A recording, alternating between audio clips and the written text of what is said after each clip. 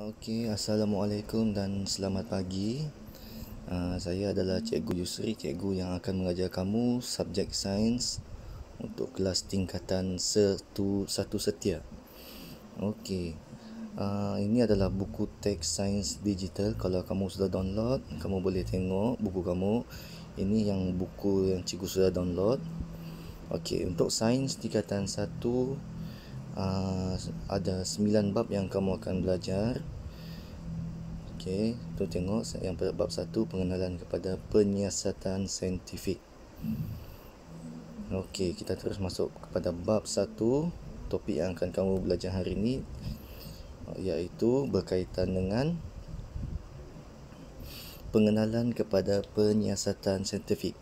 Okey, di sini dalam bab ni benda yang kamu akan belajar dan kamu kena tahu selepas kamu belajar topik ni. Yang pertama, apa maksud sains? Yang kedua, apa kuantiti fizik? Dan yang ketiga, macam mana cara untuk mengukur ketumpatan. Okey, sekarang ni kita tengok untuk hari ni, untuk pengenalan ni benda banyak, sikit saja. Okey, kita tengok 1.1. Sains adalah sebahagian daripada kehidupan seharian. Okey, dalam 1.1 ni, mula-mula kamu kena tahu apa itu sains. Okey, kalau tengok daripada gambar dalam buku teks ni, dia ada tunjuk gambar-gambar fenomena alam yang berlaku di sekeliling kita. Yang pertama tu kejadian kilat, guruh dan kilat. Kedua, kejadian pelangi. Ketiga, kejadian embun pagi. Dan keempat, kejadian apa tu? Matahari terbenam ke matahari terbit? Okey, dua-dua pun samalah fenomena alam. Okey, jadi apa kaitan ni sebenarnya? Okey, cuba kamu tengok yang di bawah tu. Dia cakap, untuk memahami faktor dan cara fenomena ini berlaku, maka kajian sains perlu dijalankan. Maknanya kajian sains perlu dijalankan. Jadi di sini maksud sains tu adalah kajian terhadap fenomena alam semula jadi. Maknanya kita mau kaji apa fenomena alam semula jadi yang berlaku di sekeliling kita. Contohnya kejadian petir tu. Jadi kita mau kajilah macam mana kejadian petir tu berlaku. Okey.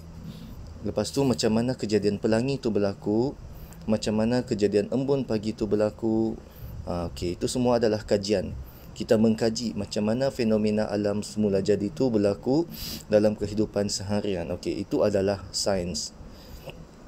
Okey, apa lagi contoh-contoh fenomena semula jadi yang ada di sekeliling kamu? Macam contohnya yang lain adalah kejadian apa? Pembesaran bayi. Kamu tengok bayi daripada kecil membesar sampai besar. Daripada kecil membesar sampai besar. Okey, itu pun adalah salah satu fenomena alam. Okey, itu contohlah cikgu bagi. Sebenarnya banyak lagi benda lain fenomena alam semula jadi yang berlaku di sekeliling kita yang perlu kita kaji. Jadi itulah semua saintis tu, ahli-ahli sains mengkaji fenomena tersebut. Okey, sekarang ni kita tengok apakah kepentingan sains dalam kehidupan seharian. Okey, jadi maknanya bila kita belajar sains ni,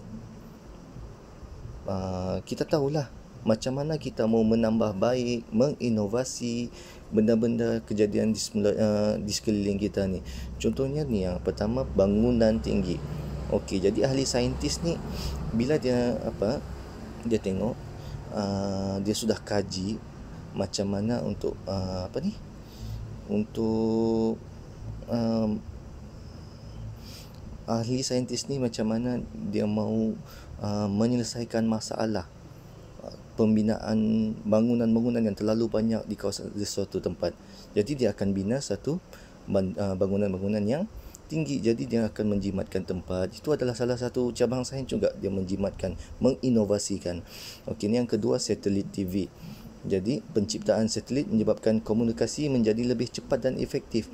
Okey, ahli saintis dia tengok, okey, macam mana kita mau menghubungi, macam mana kita mau dapat maklumat daripada suatu tempat yang lain, daripada suatu tempat yang lebih jauh dengan mudah. Jadi ini adalah satu inovasi ahli saintis. mencipta satelit TV. Okey, yang ketiga ni meningkatkan hasil tanaman. Okey, saintis pun dia cabang sains ni dia bukan terikat dengan satu benda yang kecil je. Dia luas, sains ni luas. Semua yang berlaku di sekeliling kita. Pokok-pokok, sayur-sayuran tumbuh, membesar, itu pun adalah fenomena semula. Jadi ahli saintis perlu mengkaji. Okey, macam mana mau meningkatkan hasil tanaman. Okey, jadi dia buat baja, racun serangga, penggunaan kaedah hidroponik. Okey. Dan yang keempat ni penemuan vaksin dan antibiotik. Okey, ahli saintis dia kaji tentang manusia ni sakit, boleh sakit. Jadi macam mana kita mau menangani sakit tu.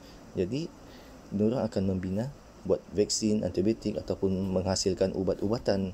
Okey, itu pun adalah bidang kepentingan sains dalam kehidupan seharian. Okey, kalau kamu tengok di sini bidang-bidang sains. Bidang sains di sini ada 6. Yang pertama fizik, kedua biologi, 3 kimia, keempat geologi, keempat astronomi dan yang kelima meteorologi. Okey, apa maksudnya? Fizik ni adalah kajian sains yang benda yang kamu nampak, yang berlaku di sekeliling kita. Yang nampak bukan yang dah nampak. Okey, biologi ni adalah kajian tentang benda hidup. Benda hidup ni termasuklah kamu mengkaji manusia, haiwan, apa lagi, virus, itu pun benda hidup kan. Jadi kalau kena tanya apakah bidang sains, kalau kamu mengkaji badan kucing, jadi itu adalah bidang sains di bawah biologi. Okey, kimia ni pula adalah kajian tindak balas, bahan kimia, benda berkaitan dengan ubat-ubatan, vaksin, apa semua. Dan yang keempat ni geologi. Geologi ni adalah kajian tentang batuan, tanah dan mineral di bentuk muka bumi lah, lebih kepada bentuk muka bumi.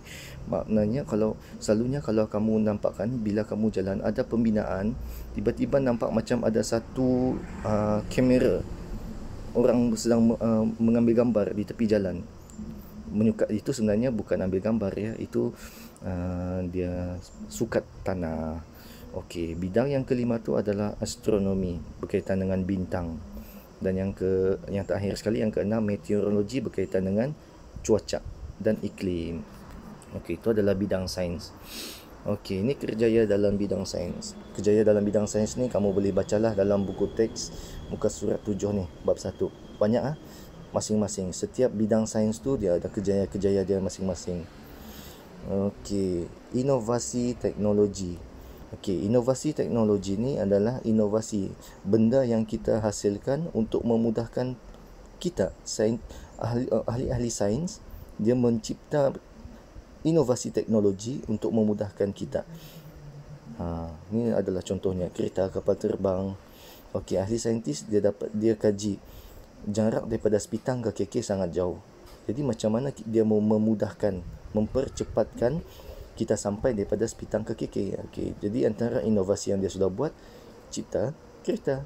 Okey, itu adalah contoh dia. Okey, sekarang ni latihan yang cikgu mahu kamu buat cukup sampai hari ini. Minta maaf. Okey, cukup sampai hari ini.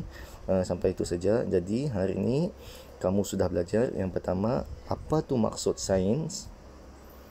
Yang kedua, apa fenomena-fenomena alam semula jadi yang berlaku di sekeliling kamu, apa kaitannya dengan sains.